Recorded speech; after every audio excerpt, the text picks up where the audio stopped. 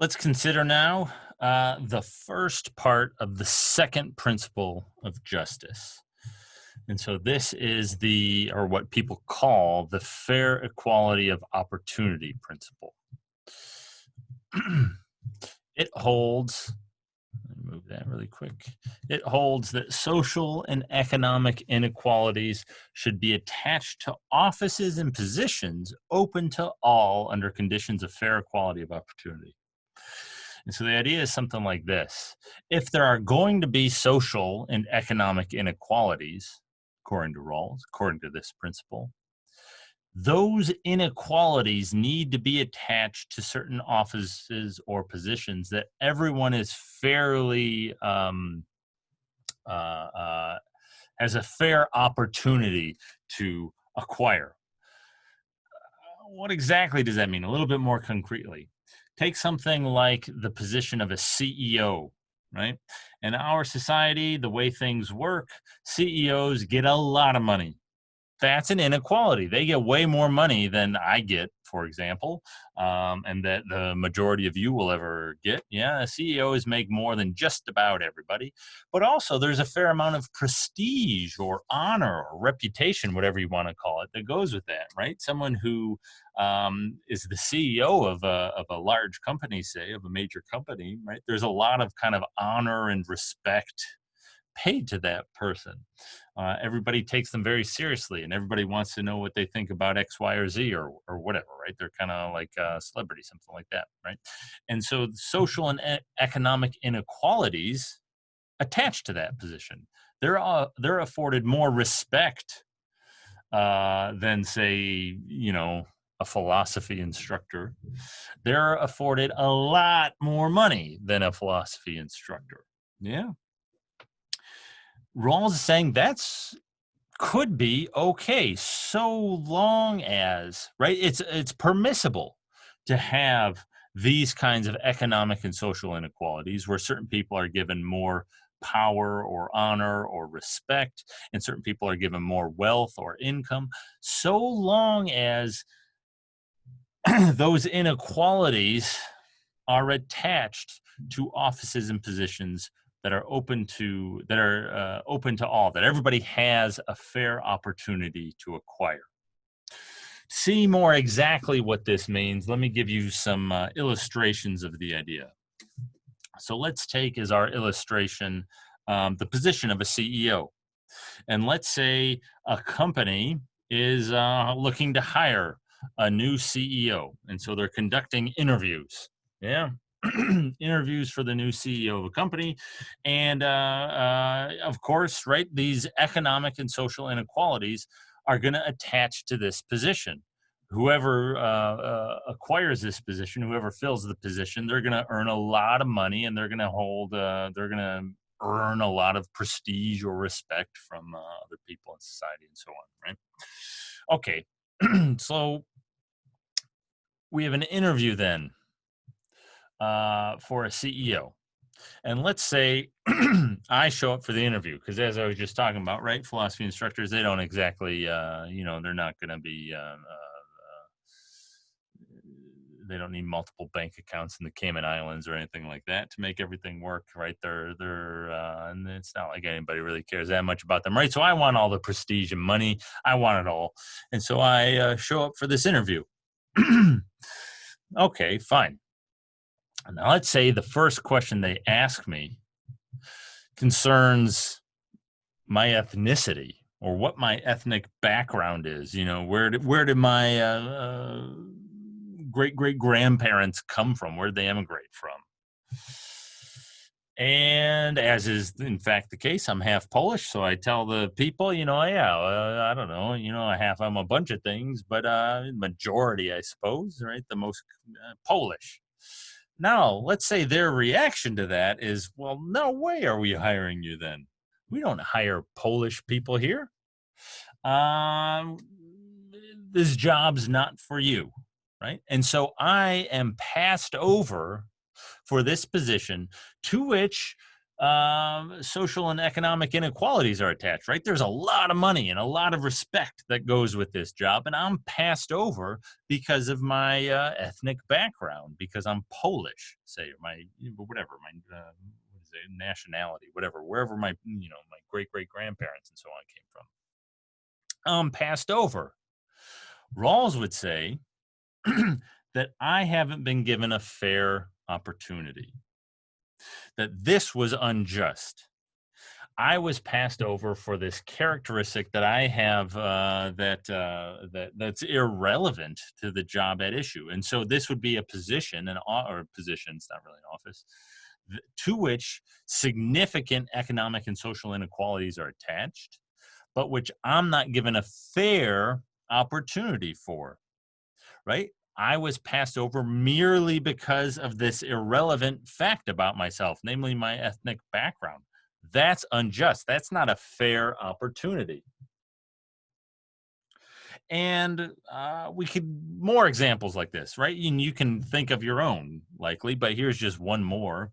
Let's say Joanne Rooney, right? She's kind of, trying to run a university during this COVID stuff is just a nightmare. That's no fun at all. And so she wants a new job. And so she goes and interviews for, CEO of this company or whatever, right?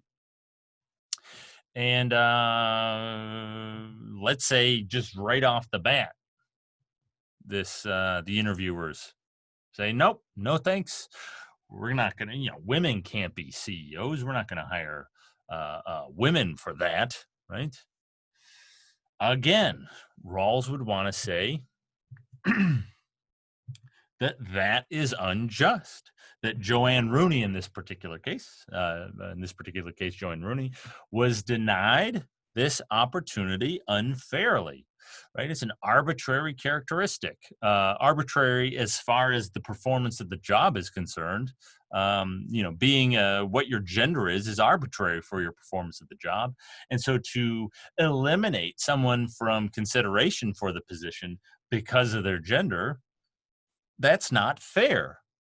That's unjust. You are not giving them, they are not afforded fair equality of opportunity. That's a violation of this first part of the second principle. So when I was denied the position because of my ethnic background and Joanne Rooney's denied it because of her gender, unjust. It's a violation of that first part of the second principle.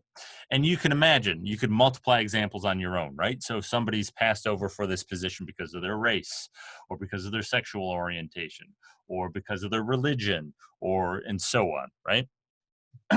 All of these things would be unjust according to Rawls. They would all be violations of this first part of the second principle. Now, it doesn't mean the first part of the second principle does not mean that you just have to pick at random, that you can't make any kind of discriminations. Certain kinds of discriminations are going to be okay. Certain kinds of discriminations are not going to be violations of the fair equality of opportunity principle. They're not going to be violations of fair equality. So, for example, let's say somebody comes in, a working class fella comes in, and they're interviewing him for the position. And then one of the things that they're going to want to know is, well, what's your educational background, right? That's something that just about every job interview that you can go to is going to ask. And in this particular case, let's say the fella never went to college, right? He finished high school, say, whatever. I mean, come up with your own examples. He doesn't even have to have finished high school. But let's say he finished high school, no college. And so the interview panel, no thanks, next. Now, that might be a little bit harsh, right? Just to not even hear him out or whatever. But Rawls would want to say, that's fine. That's not a violation of this first part of the second principle. That's not a denial of fair equality of opportunity, because they're hiring for a very particular position, a very kind of demanding position. And only somebody who is adequately qualified, who has a very high level of education, perhaps, is going to be able to perform this job. right? And so the fact that this person that we were just looking at, this working class person, right, didn't have a college education, they can discriminate on the basis of that. The interview panel can discriminate on the basis of that because it's relevant to the performance of the job. It's relevant to the position. Somebody who doesn't have a undergraduate education is not going to be able to perform this position well. And so they can take that into account. That's not a denial of fair equality of opportunity. There's nothing unfair about being denied this position, even though greater economic goods and social goods are attached to it. There's nothing unfair about being denied the position, um, being denied it on the basis of you're not being qualified for it. Right? Fair equality of opportunity doesn't require just hiring at random. Now, let's say whatever Rawls had a talking to that guy on the left there and said, "Hey, you can't deny Jeff the job just because he's Polish. That's not okay." He says, oh, "Okay, fine. Yeah, you're right. That probably is a little bit too quick there. Okay." And so I come back in. Rawls comes in, and encourages me. He says, "Hey, I changed your mind. You go back in there and talk to them. You know, you knock it out of the park. You need the money." Okay, fine. So I'm back there. And so, okay, he doesn't lead off with the ethnic makeup thing. Now he's okay. What's your education level? I say, okay, well, that's fine. That's a little bit more manly. I have something kind of impressive there. Right? I got a PhD in philosophy. Well, I might be thinking at this point, I'm doing pretty good, right? That's a pretty good degree there. It's a terminal degree. But the guy's reaction, in all likelihood, might be something like, philosophy? We don't need philosophy. I mean, fine, you're educated. You gotta, you spent forever in school for who knows what reason. You spent forever doing philosophy of all things. Great. We're not interested, right? Get out of here, Jeff. Again, thank you. Rawls would say, that's fine.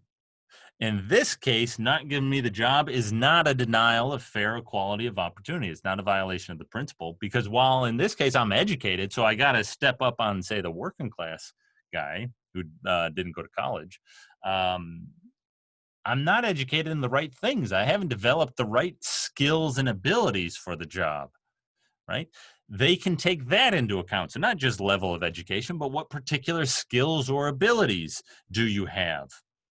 And so I'm highly educated, but I'm not educated for this kind of position. And so it's totally fair for them to deny me the position because I don't have the requisite kinds of skills or abilities, despite having spent forever in school. And so, okay, fine. Let's put a happy ending to this story. Finally, the ideal candidate barges into the room with a PhD and whatever, right? That's relevant to the field. They have the education level, they have the skills and abilities and knowledge required for the position, and so they hire the person. That's fine. The person who has the skills necessary for the job, that's who they should hire.